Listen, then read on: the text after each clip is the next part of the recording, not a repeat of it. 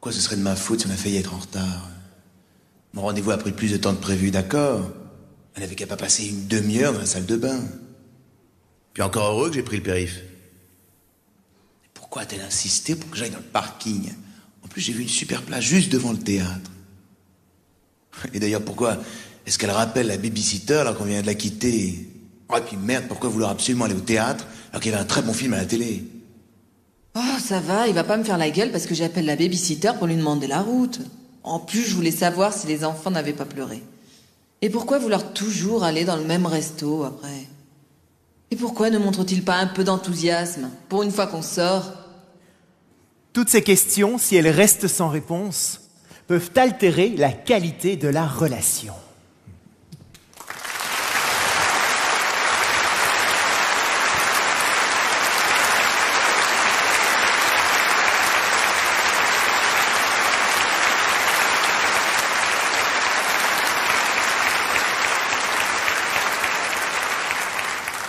C'est la raison pour laquelle le ministère de l'Éducation nationale a été très enthousiasmé par mon idée d'inclure dans le programme un cours d'éducation sur la relation entre hommes et femmes, qui n'est pas que sexuelle. Mais rassurez-vous, on finira par en parler. Ce cours s'inscrit dans le programme de prévention contre le divorce et pour la promotion de la vie à deux. À cet effet, nous avons instauré un nouveau permis à points. Et oui, dorénavant, chacun donnera à son partenaire un permis de couple. Mais pas un permis pour se retirer des points, à chaque infraction des points en moins, comme le permis de conduire. Non, ça vous le faites déjà depuis des années. Vous n'avez pas attendu le permis pour ça. Ici, c'est un permis pour marquer des points. Vous allez gagner des points. Mais avant de vous expliquer ce dispositif, je voudrais faire une petite enquête. Je voudrais savoir... Qui est venu en couple ce soir? Vous voulez bien lever la main, ceux qui sont venus en couple? Ah oui, quand même, oui. Non, je préfère toujours le savoir avant.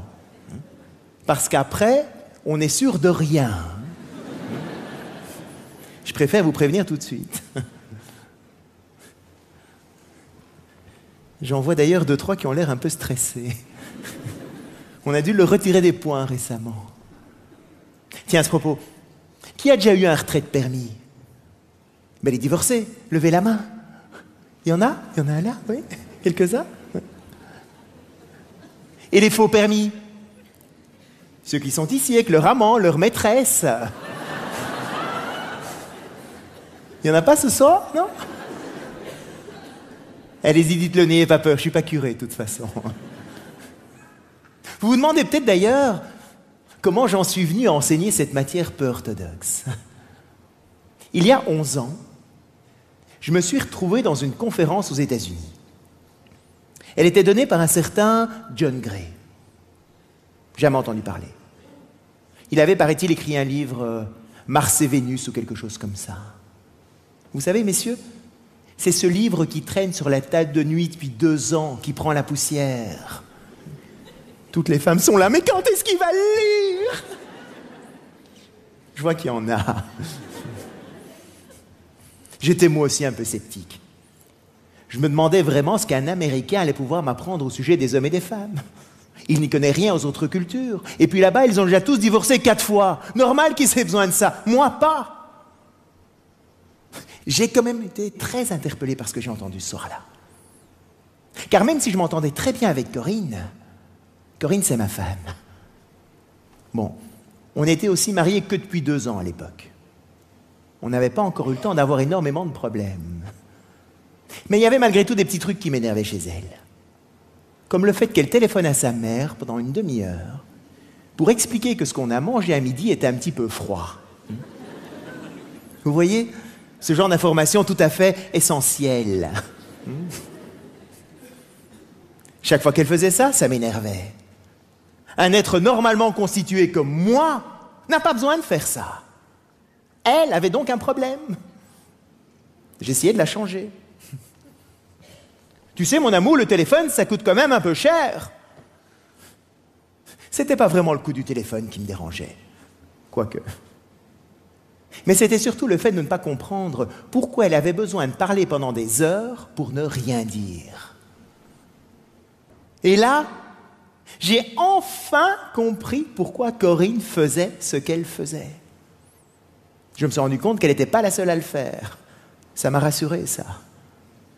Et puis je me suis dit que si je changeais de femme, ça n'allait pas changer le problème. Donc autant essayer de trouver une solution tout de suite, on gagnerait du temps. Corinne était normale, elle n'avait pas à changer. Il fallait simplement lire le bon mode d'emploi. Quand je suis sorti de cette conférence, j'ai acheté les livres et les cassettes vidéo. Et quand je suis rentré en France, j'ai mis Corinne devant la télé. Pour qu'elle comprenne aussi 2-3 trucs qui apparemment l'énervaient chez moi. Comme le fait de zapper pendant une demi-heure, affaler dans le canapé sans rien foutre. Je vois qu'il y en a aussi. Corinne était normale. J'étais normale. Mais nous étions...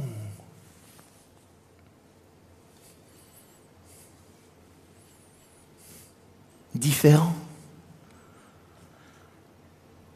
C'était une vraie révélation pour moi. Il fallait que j'en parle. Oui, car dans ce domaine, mon père est un peu un pionnier, un précurseur, un visionnaire. Il a quitté ma mère à ma naissance pour partir avec une de ses collaboratrices. C'était un des premiers en Belgique à l'époque. Bon, depuis, il a beaucoup de disciples. Mais vous n'allez peut-être pas me croire. Mais jusqu'à l'âge de 13 ans, j'ai cru que mes parents étaient encore ensemble. Ma mère me disait « Papa travaille trop loin, il ne peut pas rentrer tous les soirs à la maison. » Je passais quelques heures le samedi après-midi avec mon père, puis il repartait, comme si de rien n'était.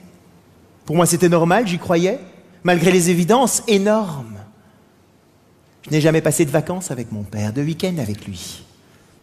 Il n'y avait aucun effet personnel de mon père à la maison. Même ma mère avait un lit simple dans sa chambre. Quand j'allais chez des amis et que je voyais un lit double dans la chambre des parents, je me demandais vraiment à quoi ça servait, ce truc-là. Aujourd'hui, je me dis que si mes cours peuvent aider des adultes à être un peu plus heureux, un peu plus sincères dans leurs relations, ça aidera certainement leurs enfants à vivre dans un environnement un peu plus vrai. Voilà d'où me vient ma vocation de prof.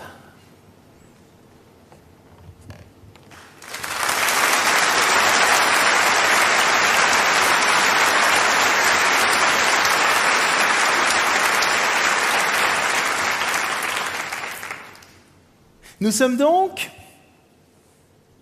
différents, vous suivez bien. Bien sûr, j'avais déjà remarqué quelques différences entre mes femmes, notamment au niveau physique. Ce qui n'était d'ailleurs pas pour me déplaire. Mais je n'avais jamais réellement pris conscience qu'on ne fonctionnait pas de la même manière. Peut-être parce qu'au début de la relation, ces différences n'apparaissent pas. Nous parlons la même langue. Monsieur est tout amoureux. Il ose se promener dans la rue avec un bouquet de fleurs. Il prend une douche avant de venir vous chercher, mesdames, et met ses plus beaux vêtements. Il s'organise pour arriver à l'heure. Et si jamais il est coincé dans un embouteillage, il vous appelle pour dire qu'il va avoir quelques minutes de retard. Madame, elle, était très impatiente qu'il rappelle pour lui proposer ce dîner, vérifiant 20 fois la messagerie de son portable. Elle n'utilise plus jamais les ascenseurs et ne prend que les escaliers pour ne pas rester une seule minute hors zone.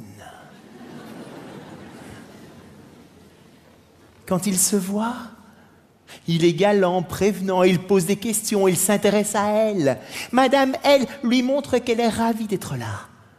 Ne fait aucune remarque sur le restaurant, ni sur la place de parking qu'il a choisie. Et il reste même, chose extrêmement rare, de bonne humeur toute la soirée.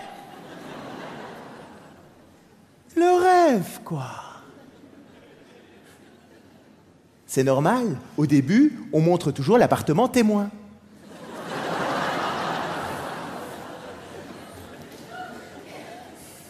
Mais c'est une fois que la relation s'établit que les petits problèmes vont commencer. Oh, rien de bien grave. Une petite remarque est prise comme une critique, un petit oubli. On va faire un effort pour passer au-dessus de ça. Il y a des choses tellement plus importantes. Ça nous énerve quand même. Hein. Toutes ces frustrations sont comme des gouttes d'eau qui petit à petit vont finir par faire déborder le vase, vont faire perdre des points encore et encore et encore. Elles viennent d'une erreur fondamentale que l'on fait, c'est de croire que l'autre va réagir comme on réagirait dans les mêmes circonstances. Vous vous êtes rencontrés le 22 juin. 10 ans plus tard, le 22 juin matin, la femme se réveille et il se souvient de tous les détails.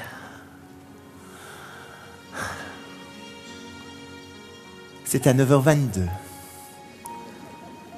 Elle portait une jolie robe à fleurs, assise sur un banc public, sur la grande place, en dessous d'un platane, au soleil. Elle se dit, je suis sûre que quand il va se réveiller, il va me dire, oh ma chérie, tu te souviens ?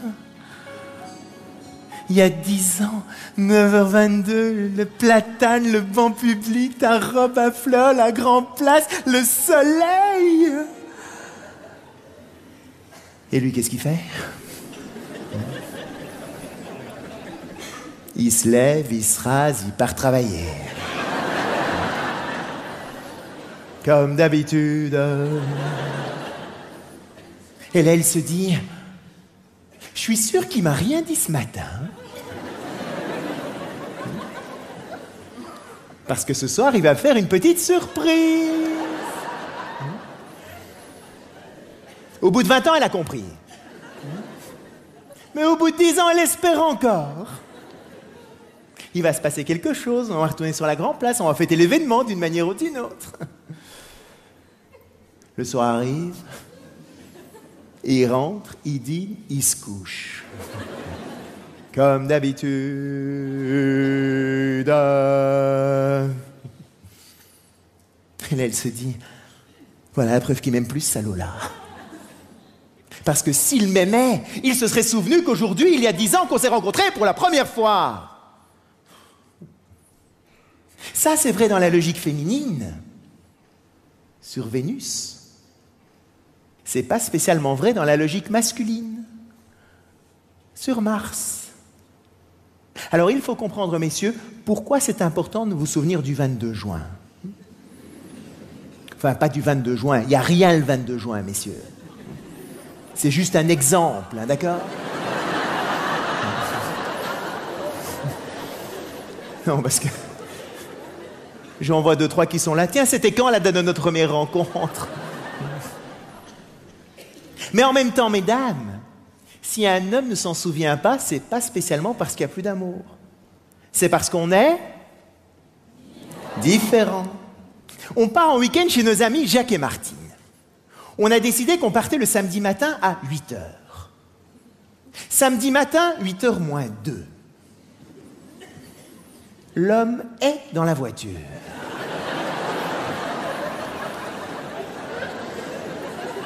Ceinture de sécurité attachée. Rétroviseur réglé. Il est prêt.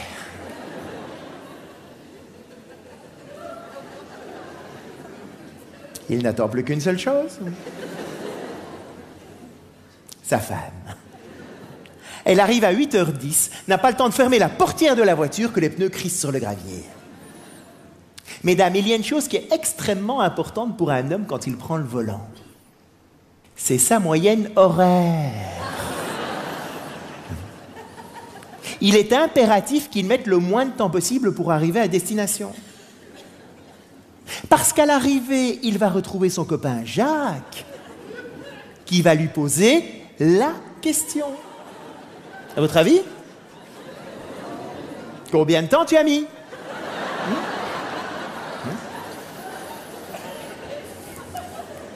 Les hommes parlent entre eux de ce qui est le plus important à leurs yeux. Leur... Non, pas leur voiture, leur... compétence à atteindre un objectif. Et c'est comme ça que tous les hommes sont toujours en compétition les uns par rapport aux autres, pour savoir qui a couru le plus vite, qui a sauté le plus haut, qui a marqué le plus de buts, qui a la plus grande surface commerciale, le plus gros chiffre d'affaires, la plus grosse voiture, oui. Quoi d'autre ? tout ce genre de conversation est assez étrange pour une femme. Parce que pour elle, ce qui est avant tout important, c'est la qualité de la relation. Et c'est comme ça que Martine va plutôt poser ce type de questions. Comment s'est passé le voyage? Est-ce qu'il était de bonne humeur? De quoi est-ce que vous avez parlé dans la voiture? Est-ce que vous vous êtes arrêté pour manger quelque part? Est-ce que c'était bon? Est-ce qu'il a fait beau? Comment ça s'est passé? Et c'est comme ça qu'on peut comprendre que quand deux femmes se rencontrent, au bout de 5 minutes, elles connaissent le nom des enfants, ce qu'elles aiment bien, ce qu'elles n'aiment pas, ce qu'elles ont mangé la veille. Elles vont partager un ressenti, des émotions. Et le plus extraordinaire, c'est qu'elles vont retenir toutes ces informations.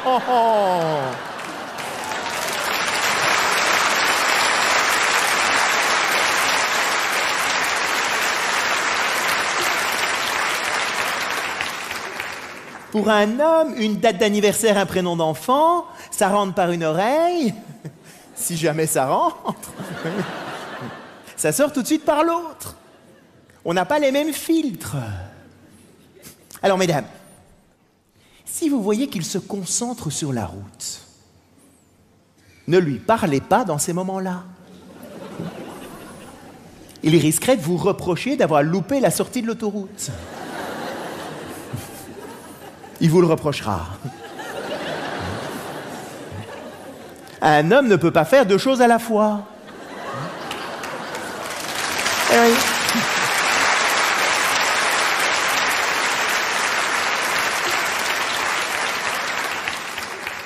Soit il se concentre sur la route, soit il vous écoute. Il ne peut pas faire les 2 choses en même temps. Il est très...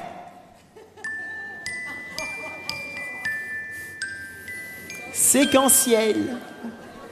Il n'ouvre qu'un seul dossier à la fois. Une femme demande à un homme de faire quelque chose. L'homme le fait. Ça arrive, ça, mesdames. Hein? Parfois. Et pendant qu'il le fait, elle demande autre chose.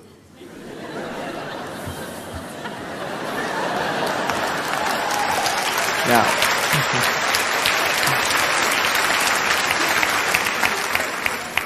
Il y a un bug. On va résister.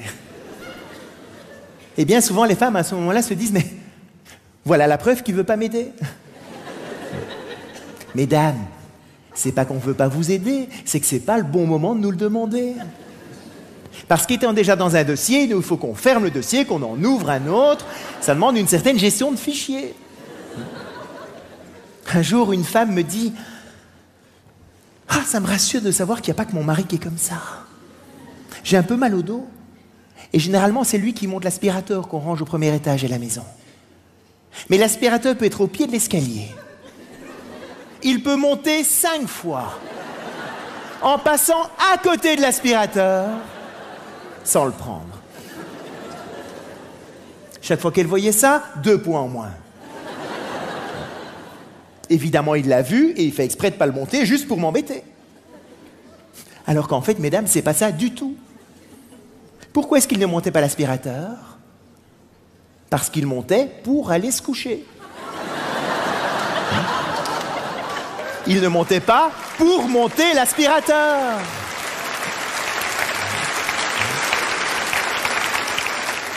On est extrêmement séquentiel. Dans les maisons, on laisse les affaires sur les escaliers pour les monter. Un homme voit ça, il va les enjamber. Et en râlant en plus. On est en train de lui mettre des bâtons dans les roues. Mon objectif, c'est d'aller là et on veut me retarder. Il va pas imaginer une seule seconde qu'il peut se baisser pour le prendre. C'est assez étrange pour une femme. Parce qu'elle est là, 10 dossiers ouverts en permanence. Elle est multitâche.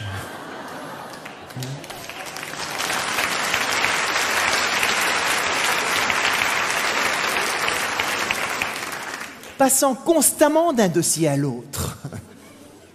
Ça aussi, ça agace les hommes, ça. Un jour, une amie m'appelle de l'étranger. Au bout de 3 minutes, elle me dit « Oh, excuse-moi, il y a quelque chose qui brûle à la cuisine, je reviens tout de suite. » Dépose le téléphone. Et là, j'entends son mari lui crier « Mais enfin, pourquoi tu appelles maintenant ?» Dans la logique masculine, c'est un peu idiot, ça. Pourquoi est-ce que tu téléphones pendant que tu fais la cuisine? Ça brûle à la cuisine et ça coûte très cher en téléphone. Rien n'est bien fait. C'est vrai qu'un homme qui fait la cuisine aura tendance à rester debout à côté de l'eau des pâtes en attendant qu'elle bout.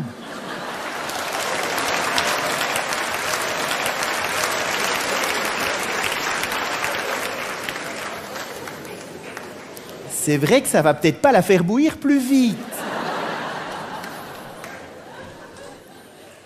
Mais à ça, les hommes répondent « Oui, mais au moins, je suis sûr qu'il y aura encore de l'eau dans la casserole. » Parce que le côté féminin, je mets de l'eau, je m'occupe des enfants, je prépare la réunion du lendemain, je reviens, oh, il n'y a plus d'eau.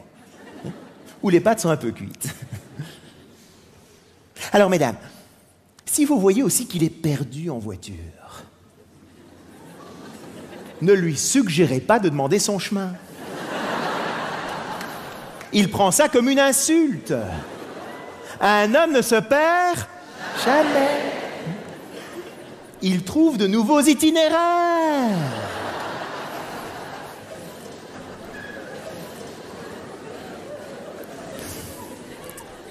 De manière générale, un homme n'aime pas trop parler de ses problèmes. Parce que pour lui, parler d'un problème, c'est montrer son incompétence à le résoudre. Or, comme il se définit par sa compétence, il préfère donc résoudre ses problèmes tout seul. Mais bon, s'il est vraiment paumé, il peut parfois se résigner à demander son chemin. C'est pas évident.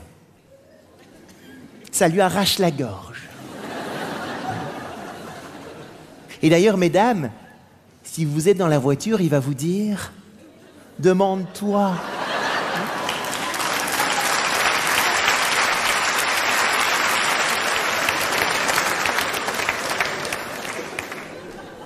Soi-disant, c'est parce que vous êtes du bon côté du trottoir. Ça n'a rien à voir avec ça. C'est parce que c'est trop dur pour lui de le demander. C'est une défaite pour un homme. Mais bon, s'il est vraiment paumé, il peut parfois se résigner à demander son chemin. Mais pas à n'importe qui. À quelqu'un qui a les signes extérieurs de compétence. Un chauffeur de taxi, un policier, un facteur. Il va s'arrêter à une station-service. Je ne vais pas perdre mon temps à parler d'un problème à quelqu'un si je ne sais pas s'il a la réponse à mon problème. Alors que dans la logique féminine, je suis perdu, je demande mon chemin, quoi de plus normal? Le premier qui passe, c'est parfait. Il a la solution, tant mieux. Il n'a pas la solution. On a peut-être des enfants du même âge, il va me renseigner un bourreau dans le coin. On va papoter 5 minutes.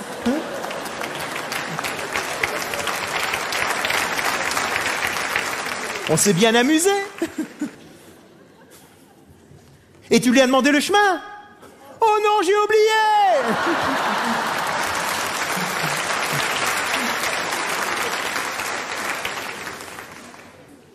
Pour un homme, il n'y a jamais de problème. Enfin, c'est pas qu'il n'y a jamais de problème, c'est qu'il n'y a aucune raison d'en parler. Un problème passé est passé, donc c'est plus la peine de revenir dessus. Un problème présent, j'essaie de le résoudre seul, donc j'en parle pas. Et un problème futur, on verra bien s'il arrive dans le futur, mais c'est pas la peine de commencer à crêper le chignon pendant des heures pour savoir ce qui pourrait se passer dans 5 ans quand j'ai pas encore tous les éléments en compte pour prendre une décision. Donc pour un homme, tout va bien. Et ça peut être frustrant pour une femme parce que pour elle, parler d'un problème n'est pas spécialement pour avoir la solution, mais c'est avant tout pour pouvoir partager, échanger, communiquer ce qu'on ressent par rapport au problème. Elle veut parler des problèmes. Ayant compris ça, voilà maintenant le type de conversation qu'on peut avoir à la maison. Corinne rentre il y a quelques années à la maison, elle me dit « Ouh là là, dans quel lycée on va mettre Julie ?» Notre fille aînée, Julie. On a 4 enfants. Elle avait 7 ans à l'époque. Dans ma logique masculine, quand j'entends ça, j'ai envie de botter en touche tout de suite. Qu'elle entre d'abord au collège, on verra bien plus tard. Il n'y a pas de décision à prendre maintenant, donc il n'y a aucune raison d'en parler. Mais bon, j'ai compris 2-3 choses maintenant, donc on en parle. On en parle. Mais oui, parce que j'ai une copine qui m'a dit que ce lycée-là, il n'était pas terrible. Il y en a un autre qui est vraiment bien, mais qui était un peu plus loin. Mais je sais pas, le matin, si j'aurais le temps d'aller conduire les enfants dans une école et puis dans l'autre, quand t'es pas là le matin, de toute façon, t'es jamais là le matin, donc il faut bien que je débrouille toute seule. Mais peut-être qu'elle pourrait prendre un bus. Oh non, je veux vraiment pas qu'elle prenne un bus, parce que moi, toute ma jeunesse, j'ai dû prendre un bus. Et mes parents m'engueulaient parce que je faisais du bruit le matin. C'est vraiment difficile à vivre pour moi. Je devais me lever avant eux, c'était vraiment difficile. Toute seule, hein, vous voyez, toute seule comme ça. Donc ça, je veux vraiment pas imposer à Julie. Mais peut-être qu'on pourrait déménager, comme ça on sera entre les 2 écoles. Allons-y, déménageons demain, évidemment. Oui, mais si on déménage, peut-être qu'on pourrait rentrer en Belgique, parce que le système scolaire est quand même moins basé sur la compétition qu'en France, ou les États-Unis. Ce serait quand même sympa d'aller habiter quelques années aux États-Unis. Et j'ai une copine qui m'a dit qu'en Australie, le système scolaire est fabuleux. Quoi, elle t'a dit ça? Mais oui, ils font du sport à l'école l'après-midi, le respect du rythme de l'enfant, la manière dont ils apprennent la gestion des conflits, c'est vraiment génial tout ce qu'ils font. On fait le tour de la Terre comme ça pendant 10 minutes. Et puis au bout de 10 minutes, elle me dit « Oh, mais de toute façon, il n'y a pas de décision à prendre maintenant. »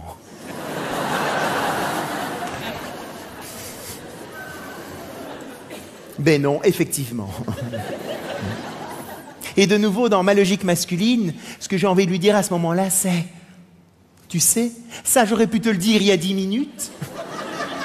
Ça nous aurait évité de perdre notre temps. » Dans la logique féminine, on n'a pas du tout perdu notre temps. On a partagé, échangé, communiqué. On a renforcé la qualité de la relation. Ce qui peut apparaître comme une perte de temps pour un homme n'est absolument pas une perte de temps pour une femme. Et vice-versa. Ce qui peut apparaître comme une perte de temps pour une femme, c'est de tourner pendant 3/4 d'heure autour de l'église plutôt que de s'arrêter et demander son chemin.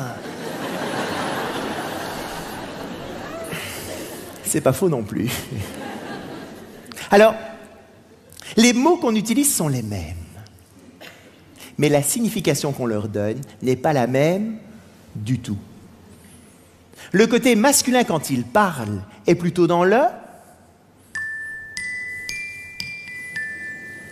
rationnel. Alors que le côté féminin, lui, quand il parle, est plutôt dans...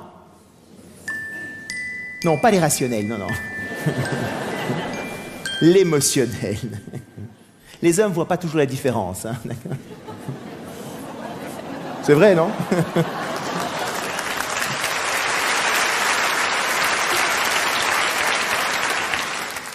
Corinne se lève le matin.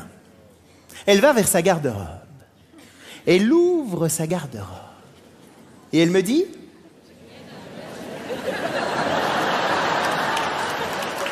J'ai rien à me mettre. Chez vous aussi? Moi, avant, quand j'entendais ça, je me disais, mais pourquoi elle me ment? Parce que pour moi, j'ai rien à me mettre, ça veut dire, il n'y a pas de vêtements dans ma garde-robe. Or, des vêtements, il y en a. Et pas que dans sa garde-robe, en plus. Il y en a à la cave, au grenier, en haut, en bas, à gauche, à droite, il y en a partout. Mais c'est pas vrai ce que tu me dis. Regarde, ta garde-robe est pleine. Mais puisque je te dis que j'ai rien à me mettre, c'est que j'ai rien à me mettre. On part travailler, on oublie, c'est pas grave. 2 points en moins. 3. Ce que j'ai compris maintenant, c'est que quand Corinne me dit j'ai rien à me mettre, elle ne me dit pas il n'y a pas de vêtements dans ma garde-robe. Ce qu'il faut que vous sachiez, messieurs, c'est que quand une femme s'habille, ce qu'elle recherche, c'est que les vêtements qu'elle porte correspondent à l'humeur dans laquelle elle est. Ah, c'est ça. Eh oui. Et donc quand elle dit « j'ai rien à mettre », ce qu'elle dit avec le décodeur maintenant c'est « j'ai rien qui corresponde à l'humeur dans laquelle je suis ce matin ». Et elle a beaucoup d'humeur.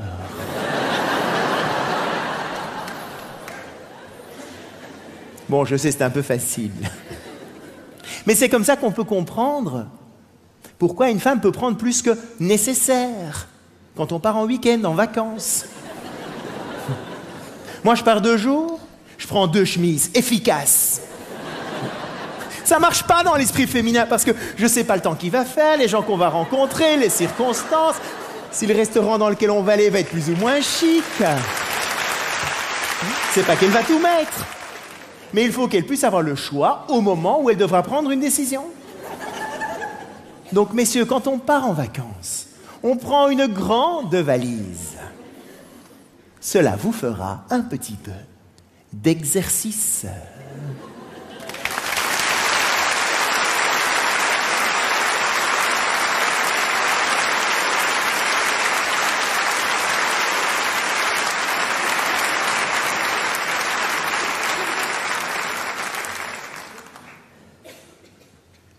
Nous allons maintenant aborder une différence essentielle dans cette relation entre un homme et une femme. On ne se sent pas aimé pour les mêmes raisons. Avant, quand je partais en déplacement professionnel, Corinne me posait plein de petites questions sur mon voyage. À quelle heure est ton avion ? À quelle heure est-ce que tu dois arriver à l'aéroport? Est-ce que tu as assez de temps pour ta correspondance et ton passeport et ton hôtel et ton ci et ton là? Chaque fois qu'elle me posait toutes ces questions, mon sentiment c'était au mieux de l'indifférence, mais plutôt de l'agacement. Je me sentais attaqué dans ma compétence à être capable d'organiser mes voyages tout seul. Et moi, comment je faisais? Au revoir mon amour. Oh, je suis sûr que tout va magnifiquement bien se passer pendant mon absence. Plus tard, elle m'a dit aussi, tu sais, quand tu partais comme ça, moi aussi mon sentiment c'était au mieux de l'indifférence, mais plutôt de l'agacement. Elle se disait, ben, c'est facile pour lui. Il part, il me laisse mon travail, la maison, les enfants, son chien. Oui, j'ai eu un Saint-Bernard un peu avant de la rencontrer. Elle l'avait adopté, mais quand elle était fâchée, c'était encore mon chien. Il s'en fout. Elle ne ressentait pas d'amour non plus là-dedans. Et quand c'était elle qui partait, c'était exactement la même chose. J'étais frustré par toutes les questions qu'elle me posait sur ce que j'allais faire avec les enfants pendant son absence. Et elle pensait que j'étais fâché qu'elle parte parce que je ne lui posais aucune question sur son voyage. Sans nous en rendre compte, on faisait l'erreur de donner à l'autre ce qu'on aurait bien aimé recevoir. L'homme, pour se sentir aimé, a avant tout besoin de ressentir de la confiance. Alors qu'une femme, elle, a avant tout besoin de recevoir des attentions. Corinne, à travers toutes les petites questions qu'elle me posait, c'était plein de petites attentions, plein de manières de montrer tout l'amour qu'elle a pour moi. Et moi, qu'est-ce que je faisais? Je lui donnais la meilleure preuve d'amour que je connaissais. Je lui faisais totalement confiance qu'elle était suffisamment grande, dynamique, organisée, débrouillarde pour pouvoir se passer de moi pendant 3 jours. Le problème de ça, c'est que Corinne peut me faire des couches et des couches d'attention. Je m'en fous. Enfin, je les prends, c'est pas désagréable. Mais c'est pas ça qui est réellement motivant pour moi. Et moi, je peux lui faire confiance. S'en fout complètement aussi. Et c'est là où on peut sortir tous les deux épuisés, en ayant l'impression d'avoir été extraordinaire envers l'autre et de ne rien avoir reçu en retour. Et on se retire des points, encore et encore et encore. J'aime Corinne. Ça ne me pose donc aucun problème de le lui montrer. Et je sais maintenant que c'est à travers les attentions. Donc quand elle part, Je pose plein de questions avant. Et quand je suis parti, je téléphone très très régulièrement à la maison. Et à travers toutes ces petites attentions, Corinne ressent tout l'amour que j'ai pour elle. Et moi maintenant, elle ne me pose plus de questions sur mes organisations de voyage. Et si jamais je rate une correspondance un jour, je lui téléphone, elle me dit simplement « À quelle heure est ton prochain vol ?» Et elle ne va pas commencer à me dire « Ah, tu vois, je te l'avais bien dit. T'aurais dû prendre un avion plus tôt ou plus tard, ou t'aurais dû faire ça, gna gna gna, gna gna gna, gna gna gna. » Vous voyez un peu, gna gna gna, oui? Juste pour voir. Et le fait que je n'ai aucun de tous ces petits commentaires-là, c'est comme ça que je ressens tout l'amour qu'elle a pour moi, à travers la confiance qu'elle me fait. L'homme a avant tout besoin de confiance et d'appréciation. La femme, elle, a avant tout besoin d'attention et de compréhension. Ce sont 4 mots à inscrire en lettres d'or quelque part, qui sont les clés pour vivre ensemble, pour se marquer des points. Elle a donc avant tout besoin d'attention. Et pour ça, on pourrait la comparer à un jardin. Qu'est-ce qu'il faut faire pour qu'un jardin soit beau? L'arroser, l'entretenir, enlever les mauvaises herbes, bêcher, labourer. Oh non!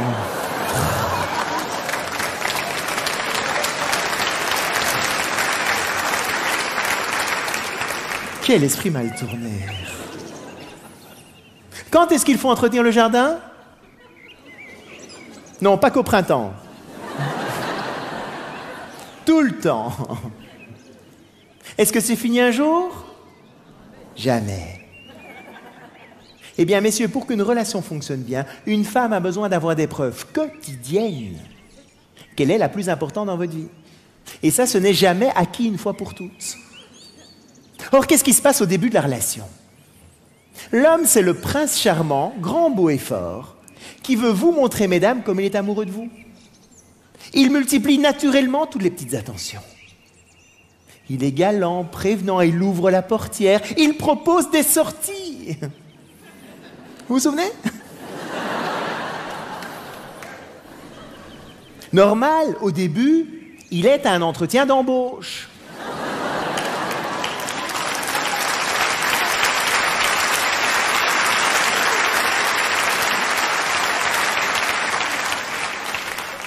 Le jardin fleurit, c'est mignon, c'est gentil, tout le monde est content. Et puis à un moment donné, un engagement est pris d'une manière ou d'une autre. Et à ce moment-là, l'homme se dit « Ok, objectif atteint. C'est bon, elle sait que je l'aime, affaire classée. » Et comme il ne fonctionne qu'un dossier à la fois, il ferme le dossier Prince Charmant.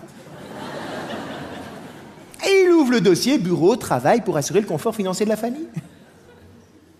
Et à ce moment-là, la femme se dit « Mais c'est dingue ici.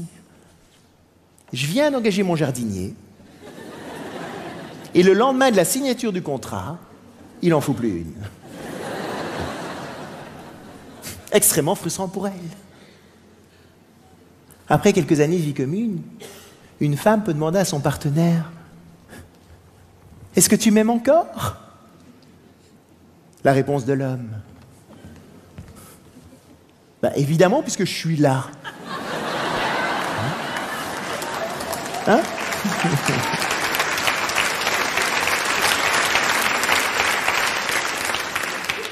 Et puis je te l'ai dit il y a 5 ans que je t'aimais, tu te souviens?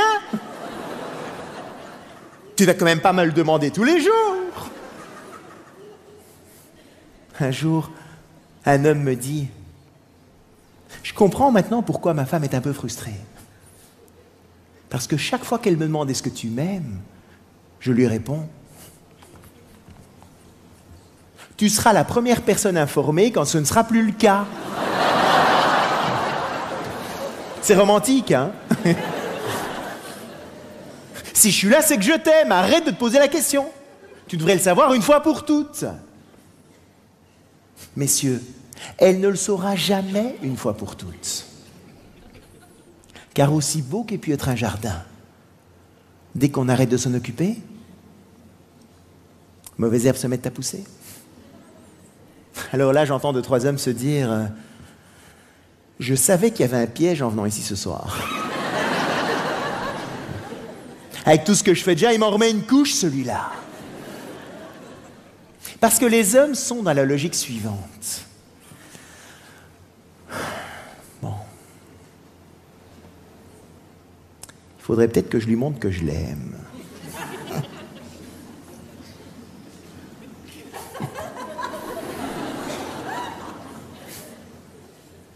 Comment est-ce que je vais bien pouvoir faire ça? Comme je l'aime très fort, il faut que je fasse quelque chose de très grand. Si je faisais un petit geste, ça veut dire que je l'aime un peu. Non, non, non, il faut que je fasse quelque chose à la taille de l'amour que j'ai pour elle. Ouais, mais qu'est-ce que je pourrais faire de plus que ce que j'ai déjà fait? On habite ensemble, on s'est mariés, on a des enfants, on a peut-être acheté une maison ou un appartement. Qu'est-ce que je pourrais faire de plus que ça?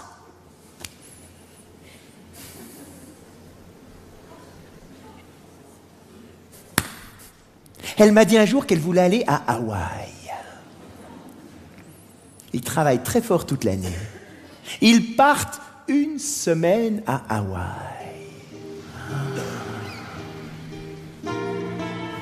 La plage, l'océan, les palmiers, les cocotiers.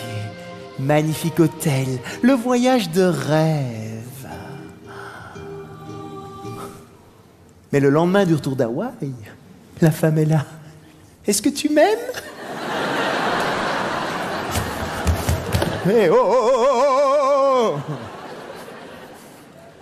oh. 1 semaine à Hawaï, tu pourrais me laisser 2, 3 jours de répit quand même.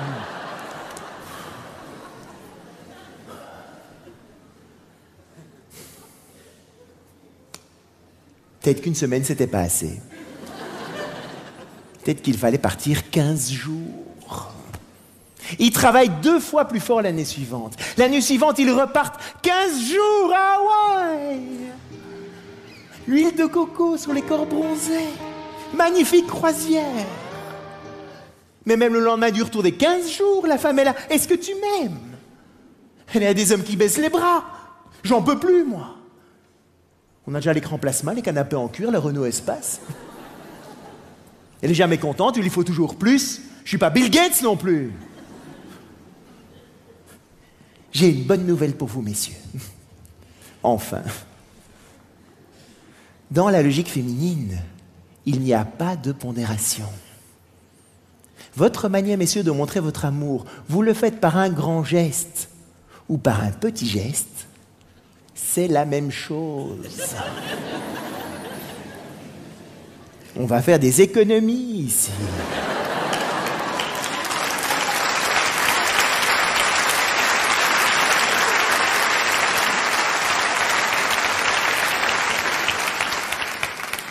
Et c'est comme ça notamment que j'ai commencé à comprendre l'intérêt d'un bouquet de fleurs. Moi, avant, je me disais, à quoi ça sert d'aller offrir un bouquet de fleurs quand de toute façon, dans 1 semaine, il sera fané, il faudra le foutre à la poubelle. Autant mettre 30 € directement à la poubelle. Ce que j'ai compris maintenant, c'est que l'intérêt du bouquet de fleurs, justement, c'est qu'il fane. Ce qui veut dire que rien n'est jamais acquis une fois pour toutes, que c'est toujours à renouveler.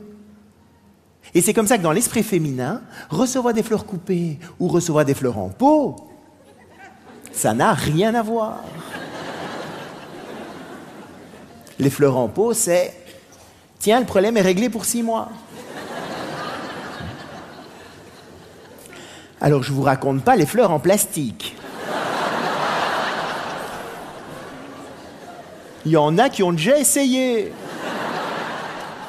Toi? Alors, toutes ces attentions, messieurs, ne se résument évidemment pas qu'à des cadeaux. Ce sont tous ces petits gestes du quotidien que vous pouvez avoir. Par exemple, quand vous rentrez chez vous le soir, si votre partenaire est là, cherchez-la et prenez-la dans vos bras avant de faire quoi que ce soit d'autre. Moi, avant, ma logique était la suivante.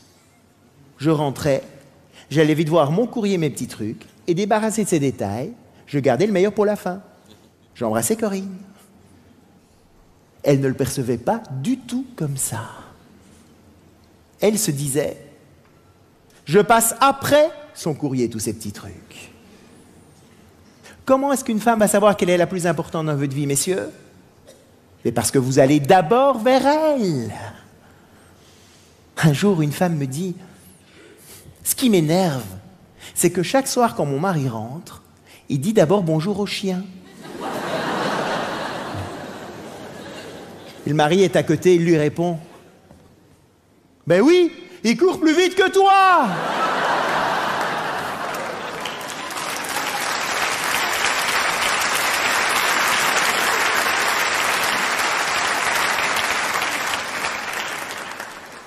Si tu veux que je te dise bonjour d'abord, t'as qu'à enfermer le chien ou t'entraîner un peu. Moi, je dis bonjour dans l'ordre d'arrivée de ce qui me vient. Alors, messieurs, c'est pas vraiment qu'une femme va se cacher, mais elle peut très bien ne pas tout à fait se montrer pour voir si vous allez aller vers elle. Hein? C'est subtil, ça. Féminin. Ce n'est pas parce qu'elle ne vient pas vers vous qu'il ne faut pas aller vers elle. Vous marquez un point. Autant qu'un voyage à Hawaï. Ça vaut le coup quand même, non? Prenez-la aussi régulièrement dans vos bras, sans arrière-pensée sexuelle. J'insiste sur la deuxième partie de la phrase.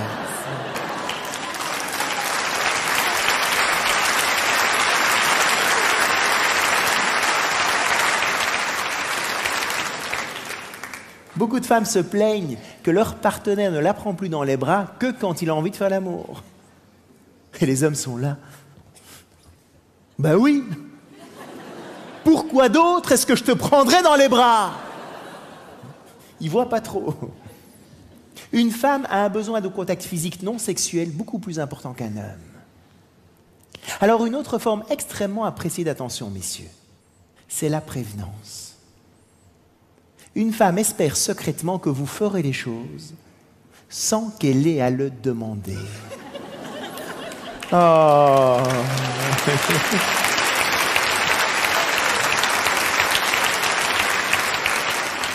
On peut un peu rêver, mesdames. Hein? Une femme peut avoir des difficultés à demander.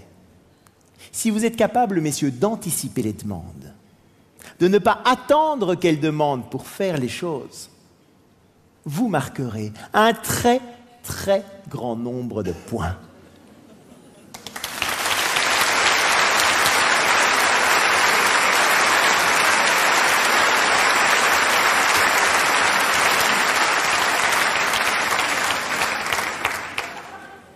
Alors, elle a aussi besoin de compréhension. Et pour ça, on pourrait la comparer à une vague. Non, une vague, pas une vache, j'entends chaque fois ça.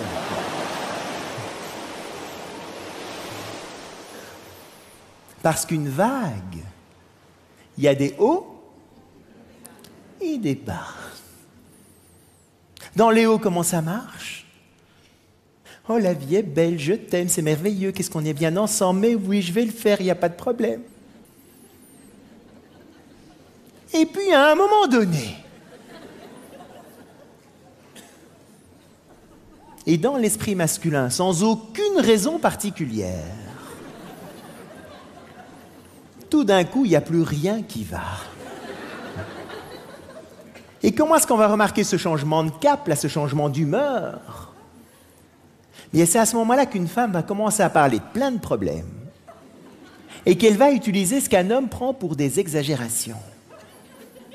Elle va utiliser des mots comme « toujours »,« jamais »,« personne »,« tout le monde ». C'est toujours la même chose. Tu ne fais jamais rien. C'est moi qui fais. Personne ne m'aime. Ça n'ira jamais. Vous connaissez bien Volson, hein?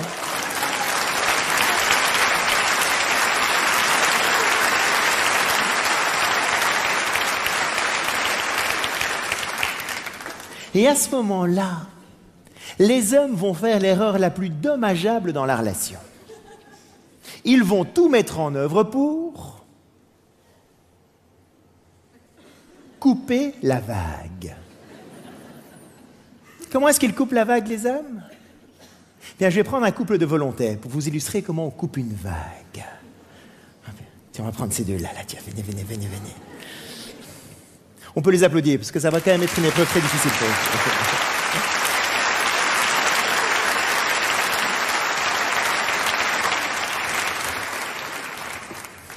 Viens, venez. Comment tu t'appelles? Geneviève. Je peux t'appeler Corinne, parce que moi, ça fait beaucoup de prénoms pour moi. Genre... Tiens, assieds-toi là, si tu veux bien. Prends le micro derrière. Et toi? Eric, tiens, Eric, assieds-toi. Prends le micro là. Oups, tiens. Comment ils font les hommes pour couper la vague? 4 étapes dans la stratégie. Tiens, micro. 4 étapes dans la stratégie masculine pour couper une vague. Vous allez voir, extrêmement codifié. Première étape, ils arrivent gentiment avec la solution au problème. Vas-y, tu commences à parler de tes problèmes. Vas-y, premier problème. J'en ai marre de mon boulot. Vas-y. Tu n'as qu'à chercher un autre travail. Il n'y a pas de problème, il n'y a que des solutions. Il n'y a qu'à, Faucon, il suffit de... Deuxième étape, quand il voit que ça ne marche pas, Eric, c'est parce que toi, tu continues à parler de tous tes problèmes. Eric va alors utiliser des petits mots gentils et rassurants. Du genre... Ça ira mieux demain, ne t'en fais pas. Vois le côté positif des choses. Ce n'est pas si grave que ça. C'est dit sur un ton un peu mielleux, un peu paternaliste, un peu condescendant. Ça t'énerve. 2 fois plus. Troisième étape alors. Et après quelques années, il va tout de suite à la 3e étape. Il prend des raccourcis. Il l'engueule. C'est quoi ton problème? T'as tout pour être heureuse, et tu ne l'es pas encore. Qu'est-ce qu'il te faut de plus? Tu es dépressif, cyclotimique? Tu dois avoir un problème? Va voir un médecin, va te faire soigner.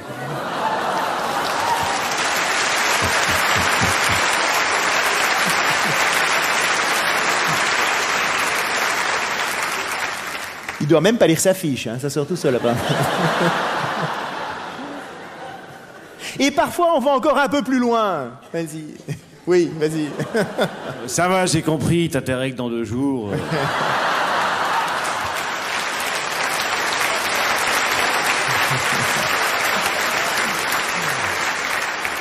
On n'est pas toujours très élégant dans ces moments-là. Et la 4e étape. Et aussi, après quelques années, il va tout de suite à la 4e étape. Il se barre en disant... Si c'est pour me parler comme un chien, je préfère aller faire un tour dehors et je reviendrai quand tu seras calmé. Ouais, là, il va faire un tour dehors. Vas-y, merci.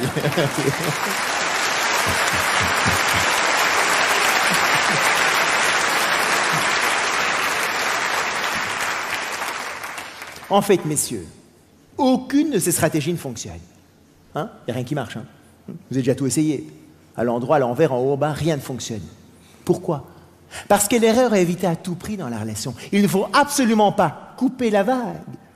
Ce qu'il faut faire, c'est quoi?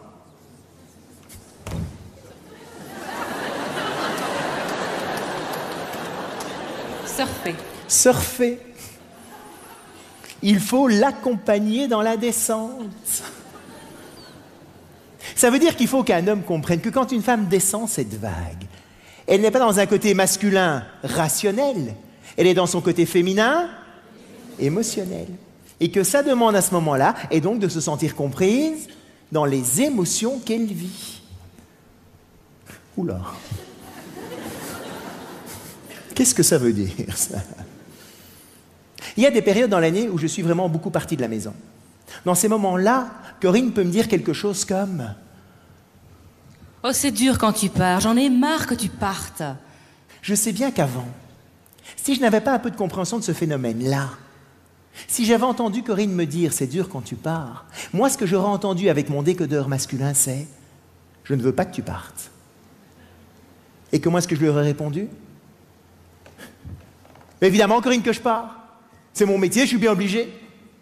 Et puis Corinne, si tu voulais quelqu'un qui rentre à 5 heures tous les soirs, t'avais qu'à épouser quelqu'un d'autre, hein. Et si tu crois que ça m'amuse, j'adore ce que je fais, mais j'oserais pas lui dire. Donc je vais un peu me martyriser. Hein. C'est pas facile pour moi non plus. Et puis on est quand même tous très contents de pouvoir partir en vacances, non? 15 jours à Hawaï en plus. Je vais lui expliquer toutes les raisons bien rationnelles qui font qu'il faut que je parte, et que si elle n'est pas d'accord, c'est pareil. Et en faisant ça, je coupe bien la vague. Parce que ce qu'il faut comprendre, messieurs, c'est que quand Corinne me dit « c'est dur quand tu pars », elle ne me dit pas « ne pars pas ». Ce qu'elle souhaite à ce moment-là, c'est de se sentir comprise dans le sentiment que c'est plus difficile pour elle quand je ne suis pas à la maison que quand j'y suis. Et heureusement d'ailleurs. Ah, vous avez compris? Et comment est-ce qu'elle va se sentir comprise? Parce que je vais l'accompagner dans la descente, en l'écoutant vraiment. Vas-y. Mais oui, c'est dur. Ouais, je comprends bien, ma chérie. Oui. C'est un peu bizarre au début, mais on s'y habitue assez vite, vous allez voir. Il faut que j'assume tout, oui, toute seule quand tu n'es pas là. Ah, ouais. Aller chercher les enfants à l'école, m'occuper de tout le temps. Ah. Et quand ils se chamaillent en plus, c'est vraiment difficile. Oh oui, je comprends bien. Ouais. Et puis mon patron qui a l'air de me faire la gueule. Qu'est-ce qu'il a, ce con-là? Je me demande vraiment ce qui se passe. Moi aussi, oh là là, viens dans mes bras. Merci beaucoup.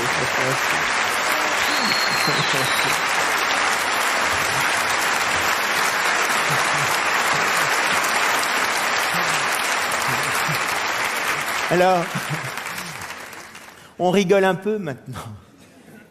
Mais dans ces moments-là, j'écoute vraiment Corinne. Je sais que c'est plus dur pour elle. Et la bonne nouvelle, messieurs, c'est qu'une fois qu'elle touche le fond, elle remonte. Toute seule. Et quand elle remonte, elle me dit « Oh, il n'y a pas de problème que tu partes, amuse-toi bien. »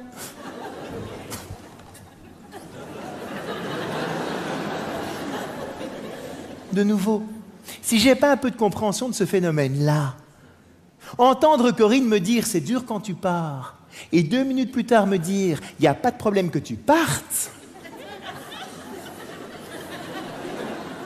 moi, je l'envoie à l'asile psychiatrique tout de suite. Dans ma logique masculine, c'est dire une chose et son contraire dans la même phrase. Est-ce que c'est dur ou est-ce que t'as pas de problème? Décide-toi, ça peut pas être les deux.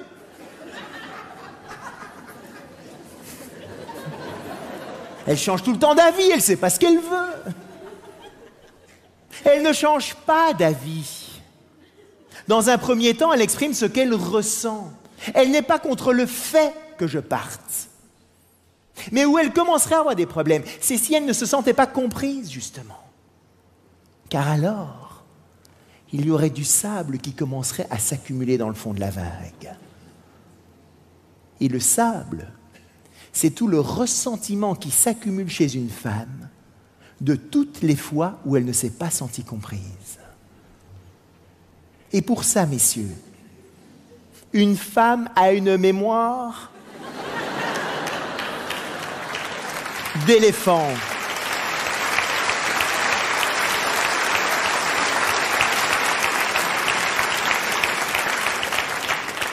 Elle se souvient tout.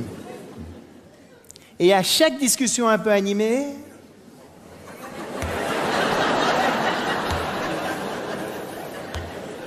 elle nous remet le couvert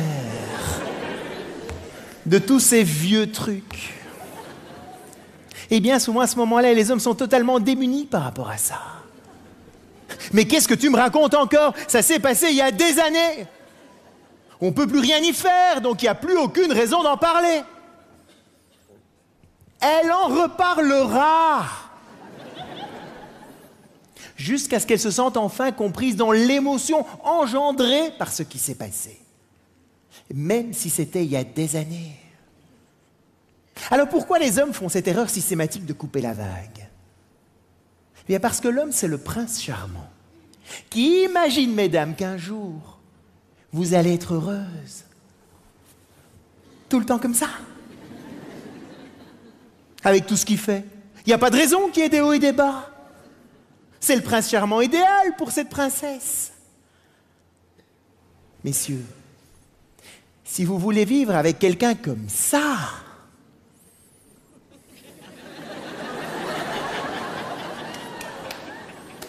il ne faut pas vivre avec une femme.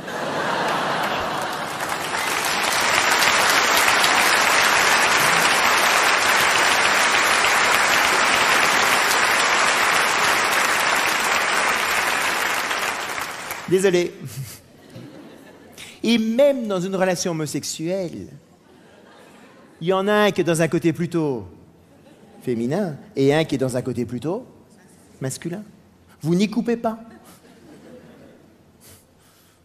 Vous pouvez vivre avec votre chien.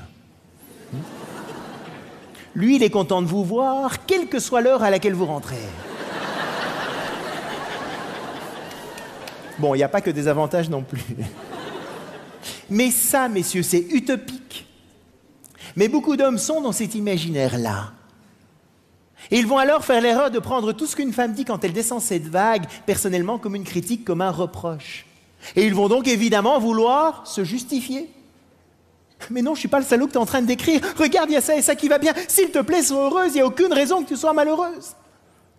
Et c'est là où c'est une clé dans la relation. Il faut véritablement qu'un homme comprenne que quand une femme descend cette vague, c'est comme du Canada Dry. Vous vous souvenez de la publicité Canada Dry il y a quelques années? Ça a le goût de l'alcool, l'odeur de l'alcool, les bulles de l'alcool, mais ce n'est pas de l'alcool. Eh bien, il faut qu'un homme sache que quand une femme descend cette vague, ça a le ton de la critique. Ça a les mots de la critique. Ça a tout d'une critique. Mais ce n'est pas une critique.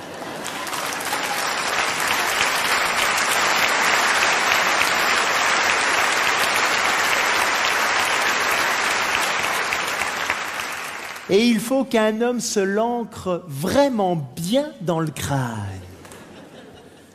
Parce que c'est quand même extrêmement bien imité, mesdames. Vous êtes très très fortes. Parce que quand elle nous dit « il n'y a personne qui fait jamais rien dans cette maison », on pourrait peut-être se sentir un peu visé si on était parano. Et pourtant, messieurs, c'est pas le moment d'aller expliquer tout ce que vous avez fait la semaine dernière. On s'en fout de qui a fait quoi dans ces moments-là. On n'est pas dans une discussion rationnelle. On est dans ce besoin féminin d'ouvrir les vannes pour lâcher le trop-plein émotionnel accumulé. Et messieurs, cela n'a rien à voir avec vous. C'est une bonne nouvelle quand même, non? Oui, mais alors? Si ça n'a rien à voir avec moi, pourquoi est-ce que j'irais me prendre ce paquet de sable dans la figure? Alors que je suis pour rien? Qu'elle aille faire ça ailleurs, hein, c'est pas mon problème. Quel est mon intérêt là-dedans? Votre intérêt, messieurs, c'est que tout simplement, si vous ne le faites pas, cet accompagnement-là, qu'est-ce qui se passe? Le sable monte, monte, monte, monte, monte. Elle devient de plus en plus aigrie, frustrée et difficile à vivre. Et à un moment donné, Mont-Saint-Michel. Totalement sablé. C'est là qu'elle va prendre la décision de partir. Parce qu'elle aura à ce moment-là acquis la conviction qu'elle ne se sentira jamais comprise. Alors pourquoi rester? De moins en moins de femmes acceptent de se résigner par rapport à ça. Dans 75% des cas aujourd'hui, messieurs, ce sont les femmes qui demandent la séparation. Pourquoi? Parce qu'aujourd'hui, elles le peuvent. Et l'argent, les enfants, plus rien n'y fait. À la limite, elle va attendre que les enfants soient un peu plus grands. Et ce qui est totalement incompréhensible pour un homme, c'est que très souvent, les femmes partent pour personne. Généralement, quand un homme part, c'est qu'il en a une ou deux sous le coude. Enfin, le coude.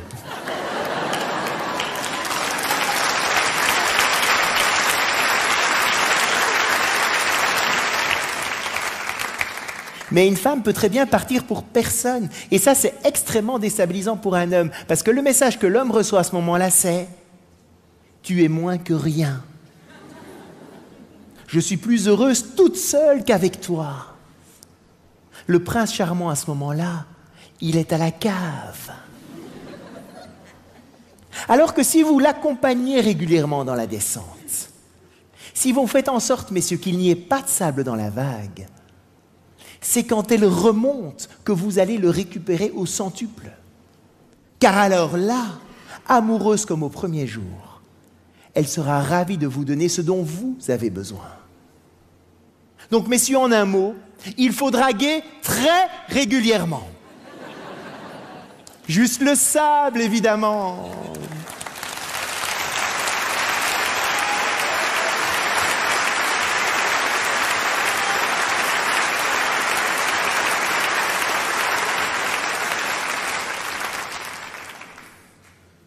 Alors, à votre avis, mesdames, quelles sont pour vous les meilleures chances de recevoir attention et compréhension? C'est de nous donner? Non. Du sexe, j'entendais.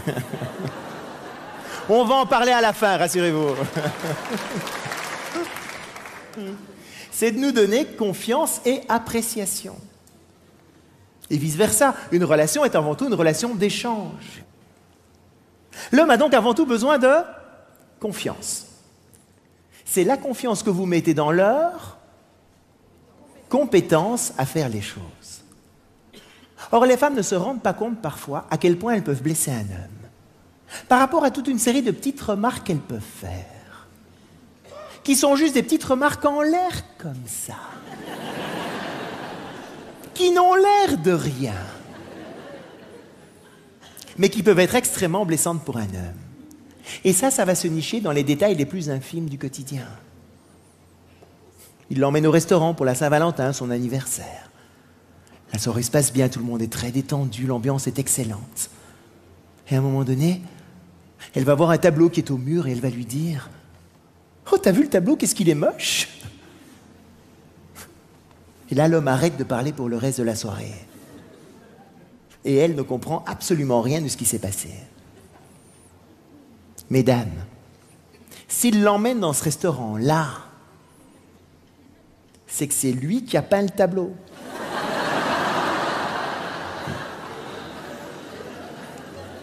C'est lui qui a fait toute la décoration d'intérieur. Il est le bœuf qui est dans l'assiette. Il est tout. Et toute remarque qu'elle fait par rapport à l'endroit où il l'emmène, il risque de le prendre personnellement. Et la réaction masculine à ce moment-là, c'est de dire « Mais si c'est comme ça, la prochaine fois, tu choisiras le restaurant toute seule. Tu iras toute seule au restaurant, d'ailleurs. C'est encore plus simple. » Pourquoi les hommes arrêtent les petites attentions? Pour deux raisons. La première, effectivement, ils pensent que c'est plus utile parce qu'on s'aime. Mais la deuxième raison plus profonde, c'est parce qu'ils ont tellement peur de se prendre 2 claques sur la figure, si jamais ce n'est pas exactement comme vous voulez, qu'ils ne vont plus rien faire du tout. Le nombre d'hommes, j'ai déjà entendu, ils sont là en train de nettoyer les vitres chez eux. Et la femme vient par derrière. Non, c'est pas dans ce sens-là qu'il faut les nettoyer. C'est dans ce sens-là qu'il faut les nettoyer.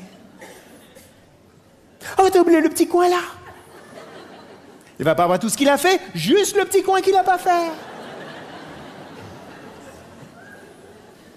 Garde-toi là et pas là, passe par là et pas par là, prends cette route et pas une autre. Tous ces commentaires-là, mesdames, totalement démotivant pour un homme.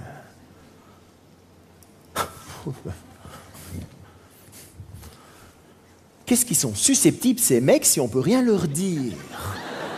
Hein? Mesdames, c'est pas qu'on est susceptible, c'est qu'on est sensible. Oh. Eh oui.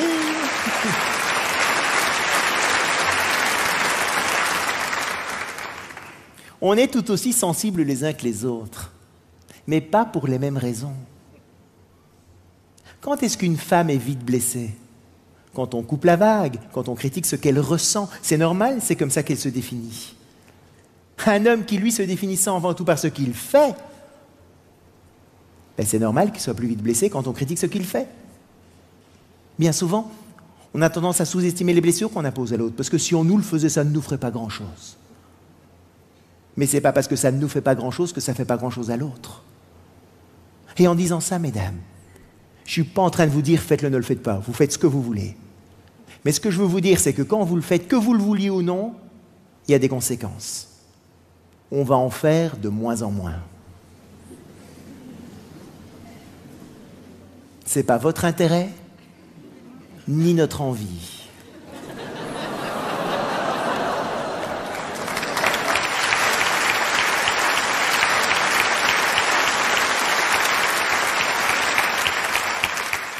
Et mesdames, si vous pouvez vous abstenir de ce genre de petits commentaires en public, on vous en sera extrêmement reconnaissant. Le nombre de fois on dîne chez des amis, et les femmes sont là entre elles. Le mien, il a 2 mains gauches. Il a essayé de planter un clou tout à l'heure. Le mur, un vrai gruyère, il y a des trous partout. Je sais pas comment il fait.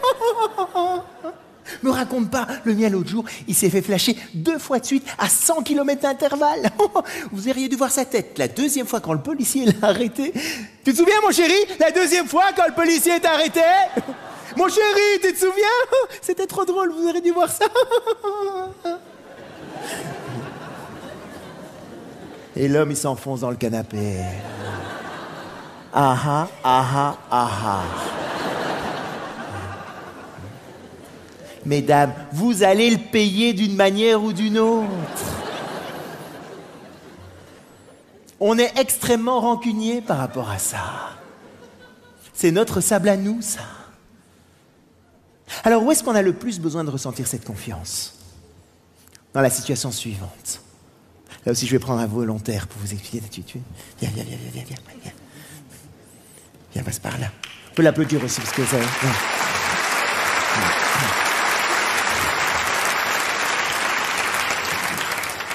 Bien, c'est toi. Comment tu t'appelles? Sun. Sun. Magnifique, Sun.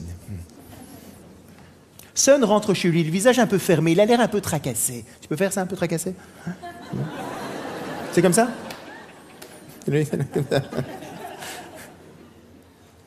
Sa partenaire perçoit immédiatement qu'il a des problèmes avec une tête comme ça. Elle, quand elle a des problèmes, qu'est-ce qu'elle veut faire? En parler. De quoi est-ce qu'elle a besoin pour en parler? De quelqu'un qui va bien l'écouter, qui va bien la comprendre. Oh là là, Sun, il a l'air d'avoir des problèmes, là. Je vais lui donner toute la sécurité dont il a besoin pour descendre sa vague, je vais bien l'écouter, je vais bien le comprendre. Et puis après, on va pouvoir passer une magnifique soirée tous les deux. Le problème, c'est que plus elle va vouloir faire parler Sun, plus Sun, il va être désagréable. Et c'est là où on va sortir tous les deux frustrés de ce type de conversation. Elle est frustrée parce qu'elle se dit « Mais c'est incroyable ça. Je lui mets tout mon amour pour qu'il puisse descendre cette vague. Si Sun me faisait le tiers de ça, moi je serais la plus heureuse des femmes au monde. Et ce salaud de Sun, il voit pas tous les efforts que je fais pour lui ?» Extrêmement frustrant pour elle. Et Sun, lui, il est tout aussi frustré. Pourquoi? Parce qu'il n'a pas ce dont il a besoin. Parce que ce que je vous ai dit, mesdames, tout à l'heure, c'est que quand un homme a un problème, lui, la dernière chose qu'il veut faire, c'est en parler. Nous, tous les hommes, on est une grotte dans laquelle on va se réfugier quand on a des problèmes. Viens dans ta grotte, il y a une petite grotte que je t'ai préparée, là, tu vas voir. Elle est super confortable, il y a tout le matériel. Non, viens, tu vas voir. Il y a tout ce qu'il faut, là. Tiens, rentre là. Voilà. Rentre bien, là, dans ta grotte. Il y a un dragon qui est au-dessus de la grotte. Et il brûle toute personne qui essaye d'y rentrer. Et les femmes, par amour, qu'est-ce qu'elles font? Elles prennent un bélier pour enfoncer la porte. Dis-moi ce qui va pas, Sun, parle-moi, il faut qu'on parle. Un dragon. Elles se font brûler par le dragon. À ce moment-là, elle se dit, mais Il va de plus en plus mal. Il faut absolument qu'il parle pour qu'il aille mieux. Et elles mettent une combinaison anti-feu et elles y retournent. Parle-moi, il faut qu'on parle.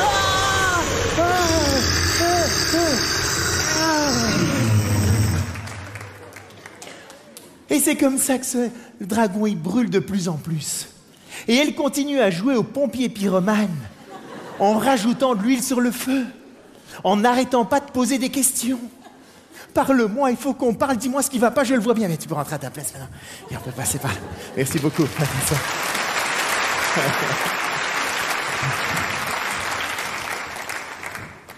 Mesdames, le plus beau cadeau que vous pouvez faire à un homme, quand il est dans sa grotte, foutez-lui la paix. Laissez-le dans sa grotte. Alors, pourquoi est-ce que c'est tellement difficile à faire pour une femme, ça? Parce qu'elle peut mal interpréter le silence d'un homme. Pourquoi?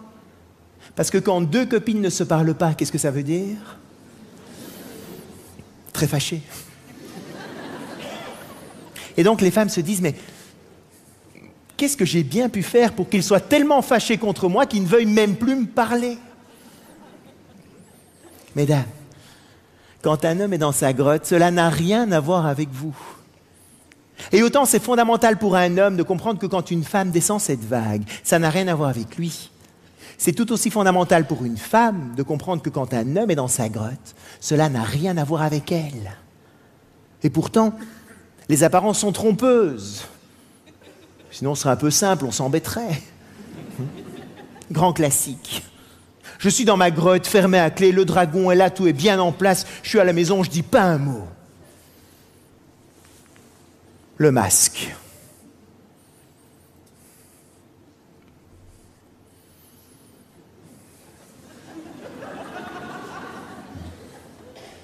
Et puis, il y a des amis qui arrivent à l'improviste à la maison.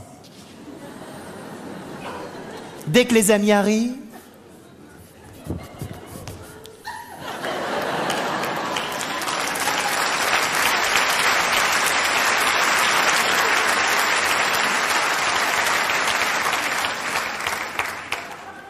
grand sourire, la banane. Comment ça va? Qu'est-ce que je suis content de vous voir? Je vais être tout mignon, adorable pendant 2 heures. Les amis n'ont même pas encore franchi le portail en partant.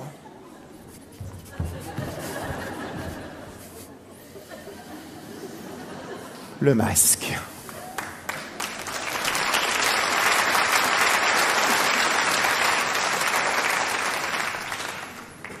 Et là, Corinne pourrait se dire...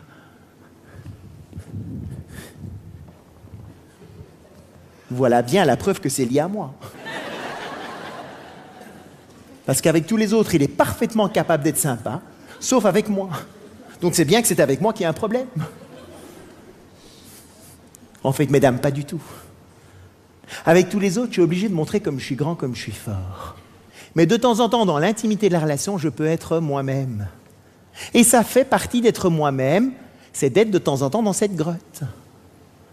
Alors, qu'est-ce qu'on y fait dans cette grotte? C'est quoi cette grotte? Et avec qui il est d'ailleurs? Faudrait que j'aille voir d'abord. Il n'y a personne, mesdames. Le côté masculin fonctionne un dossier à la fois. L'homme a de temps en temps besoin de temps pour lui, pour résoudre ses problèmes seul. Trouver ses stratégies, voir comment il va faire. Et à un moment donné, il ferme le dossier, il met une chape de plomb dessus et il ne veut plus y penser jusqu'à plus tard. Et c'est ça ce qu'on fait dans notre grotte. Et mesdames, cela n'a rien à voir avec vous. Bonne nouvelle aussi, non? Bon, d'accord. Je veux bien le laisser dans sa grotte. Oui, mais j'ai quand même pas envie que ça dure des heures. Hein? Des jours? Des semaines, il y en a, non? Comment faire? Bien, c'est tout simplement de ne pas l'attendre à la sortie avec un rouleau à pâtisserie. Et le rouleau à pâtisserie féminin, c'est quoi? Ah, tu m'as pas parlé pendant 2 heures. Eh bien, il faut que tu m'expliques pourquoi tu m'as pas parlé. Si tu étais comme ça, c'est qu'il y avait un problème. Donc il faut qu'on en parle, sinon moi je ne peux pas être bien si je ne sais pas ce qui s'est passé. Or, comme tout le travail de l'homme dans sa grotte, c'est d'oublier ses problèmes, si quand il en ressort, il doit en parler, ça marche pas. Beaucoup d'hommes vont rester plus longtemps que prévu dans leur grotte. Pas qu'ils y sont bien, mais tout simplement parce qu'ils ne peuvent pas sortir. Parce que vous êtes là avec le rouleau à pâtisserie. Donc, mesdames, quand on sort de notre grotte, magnifique cadeau. Pas de questions, pas de remarques, il n'y a jamais rien qui s'est passé. Tout le monde est d'excellente humeur. Oula.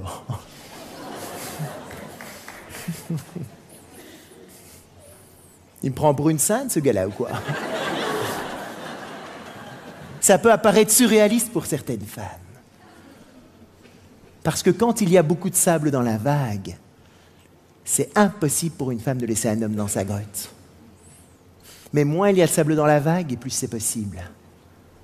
Et le problème dans beaucoup de relations, c'est que ces moments-là ne sont pas très bien compris, ni surtout bien gérés par l'autre. L'homme passe sa vie à couper la vague, et le sable s'entasse et se durcit. Et la femme n'arrête pas d'essayer d'enfoncer la porte de la grotte, derrière laquelle l'homme se mure de plus en plus. Et c'est comme ça, petit à petit, que le sable devient du ciment. Et certaines grottes, des abris anti-atomiques. On peut vivre comme ça, pendant des années. Côte à côte, mais plus tout à fait ensemble.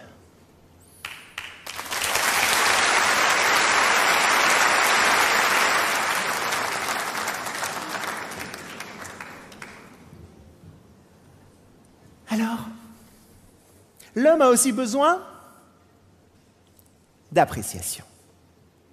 Et autant une femme fonctionne comme un jardin, autant un homme, lui, fonctionne comme un dauphin.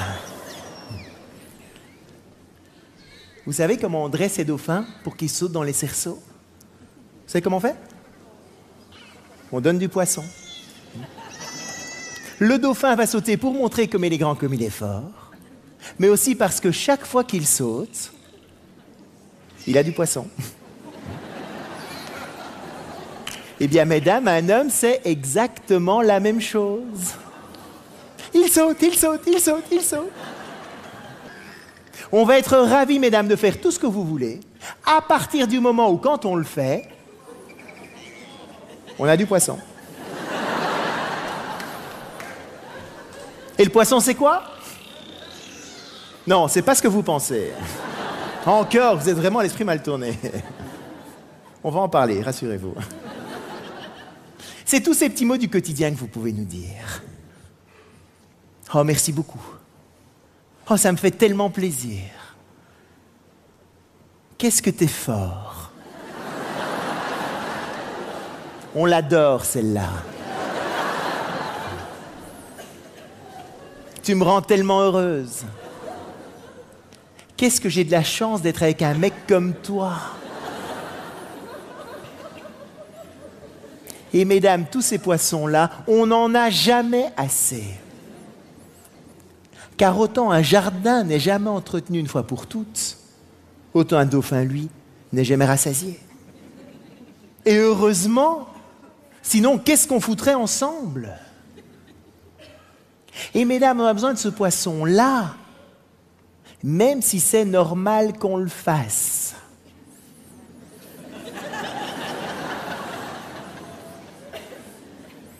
C'est là où ça devient dur. Oui, mais c'est quand même normal qu'il le fasse. Même si c'est normal, on a besoin du poisson. Sinon, on en fait de moins en moins. Oui, mais je vois pas pourquoi j'irais apprécier ce qu'il fait de temps en temps, alors que lui n'apprécie absolument rien de tout ce que je fais. Tout le temps.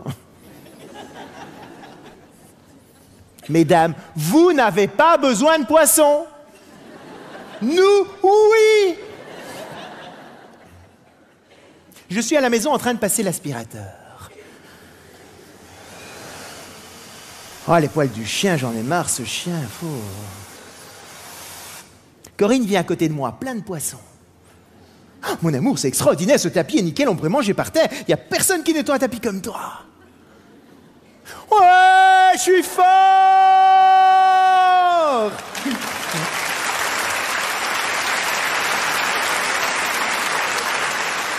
J'aspire 2 fois plus fort.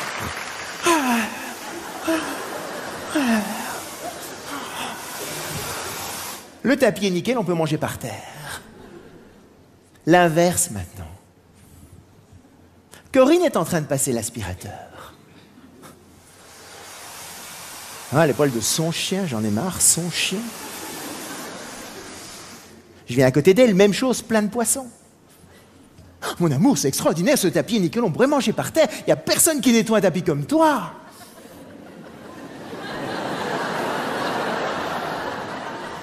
Je me prends l'aspirateur dans la figure.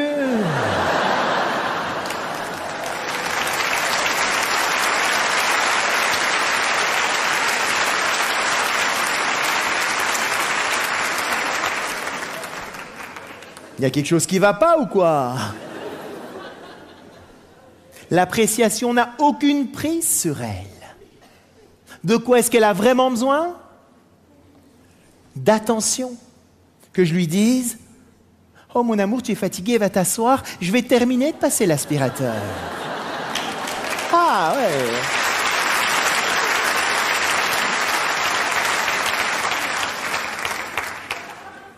Quand une femme a de l'attention et de la compréhension, le poisson c'est bien, je ne vais pas dire qu'elle n'aime pas évidemment.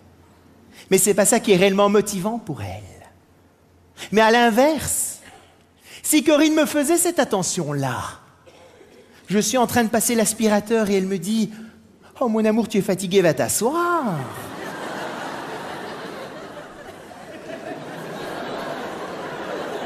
Il y a un problème? Tu crois que je suis pas capable de passer un aspirateur? Tu me prends pour une nouille ou quoi?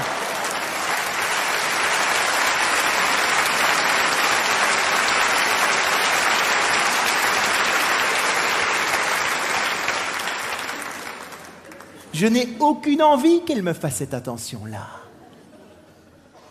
On va faire l'erreur de donner ce qu'on aimerait bien recevoir. Les femmes vont donner plein d'attention et de compréhension aux hommes. Ouh là là, quand il rentre, il va être fatigué. Je vais lui faire son petit dîner. Je vais faire 14 magasins pour trouver le petit cadeau qu'il aime bien. On le prend, c'est pas désagréable, mais c'est pas ça qui est réellement motivant pour un homme. Et les hommes, qu'est-ce qu'ils font?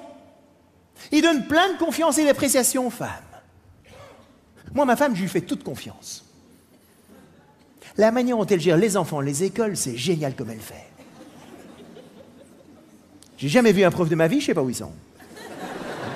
Les médecins, non, non, ma chérie, ne m'en parle pas, non, ta carte blanche, c'est génial comme tu fais, il n'y a absolument aucun problème. Et les femmes vont dire: mais je m'en fous, moi, de ta confiance et de ton appréciation. Moi, ce que j'aimerais bien, c'est qu'on aille voir les profs ensemble, que je me sente soutenu, qu'on puisse en parler. Mais les hommes sont là: non, non, ma chérie, c'est merveilleux comme tu fais. Et c'est là où on va petit à petit s'épuiser, en ayant l'impression d'avoir été extraordinaire envers l'autre et de ne rien avoir reçu en retour. Et on se retire des points, jusqu'au retrait du permis. Donnons à l'autre ce dont il ou elle a besoin pour retrouver très très vite tout le plaisir, toute la joie d'être ensemble. Alors évidemment, les choses sont un peu plus complexes. Ça, c'est le cours de base. Mais bon, avant de pratiquer la guenille, il faut maîtriser le chasse-neige. On a tous en soi un côté que j'ai décrit comme masculin et un côté que j'ai décrit comme féminin. Les femmes se sont sûrement retrouvées dans certains côtés masculins. Les hommes se sont, j'espère, retrouvés dans quelques côtés féminins. Il faut aujourd'hui que l'on devienne bilingue.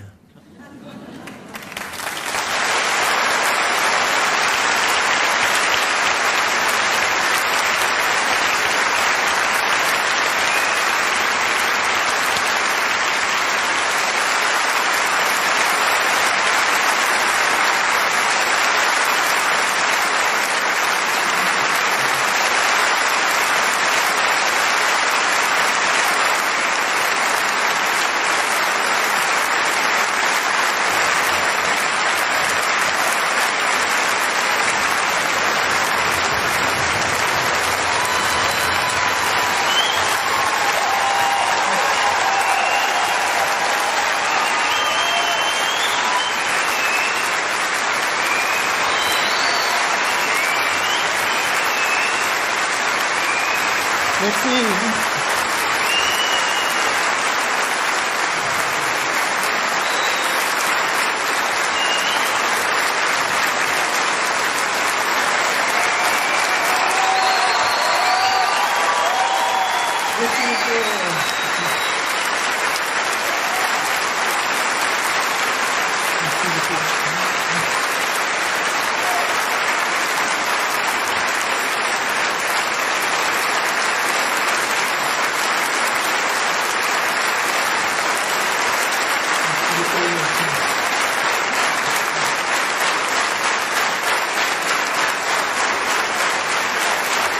Alors,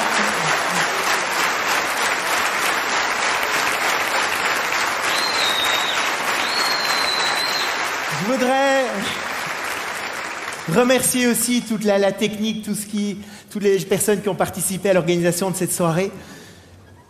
Et puis il y a aussi une personne un peu particulière pour moi. Souvent on me demande après un spectacle, on me dit mais est-ce que Corinne existe vraiment? C'est un peu Madame Columbo, hein. On en parle beaucoup, mais on la voit jamais. Elle est là ce soir. Alors je vous demande de l'accueillir, si vous voulez bien. Je vais la chercher.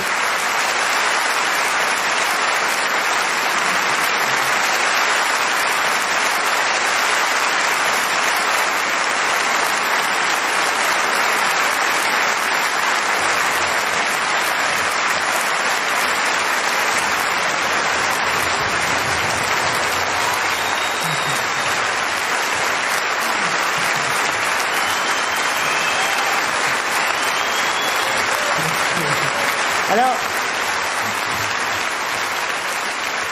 comme dans les prochains mois, on n'aura pas tout à fait l'occasion de partir à Hawaï. J'ai quand même une petite chose, viens avec moi. Je vais te donner ça. Viens. Un point.